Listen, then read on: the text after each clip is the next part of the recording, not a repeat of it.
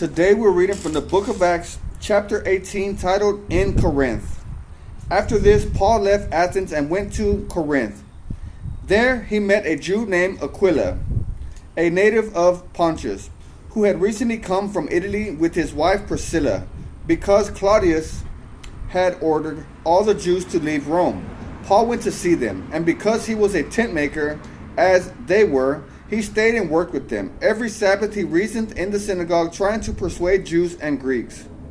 When Silas and Timothy came from Macedonia, Paul devoted himself exclusively to preaching, testifying to the Jews that Jesus was the Christ.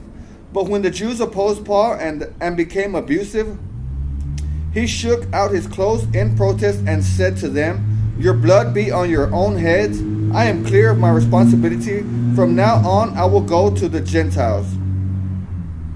Then Paul left the synagogue and went next door to the house of Titus Justus, a worshiper of God. Crispus, the synagogue ruler, and his entire household believed in the Lord, and many of the Corinthians who heard him believed and were baptized. One night the Lord spoke to Paul in a vision. "Do not be afraid. Keep on speaking. Do not be silent. For I am with you, and no one is going to attack and harm you, because I have many people in this city." So Paul stayed for a year and a half, teaching them the word of God.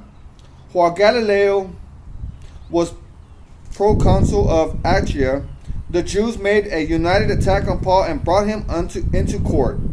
This man, they charged, is persuading the people to worship God in ways contrary to the law. Just as Paul was about to speak, Gallio said to the Jews, "If you Jews were making a complaint about some misdemeanor or serious crime, it would be reasonable for me to listen to you. But since it involves questions about words and names and your own law, settle the matter yourselves. I will not be a judge of such things." So he had them ejected from the court. Then they all turned on Sosthenes, the synagogue ruler, and beat him in front of the court. But Gallio showed no concern whatever. And I just want to encourage you with this word today. Seek Jesus with all your heart. God bless you, and I will see you at the top.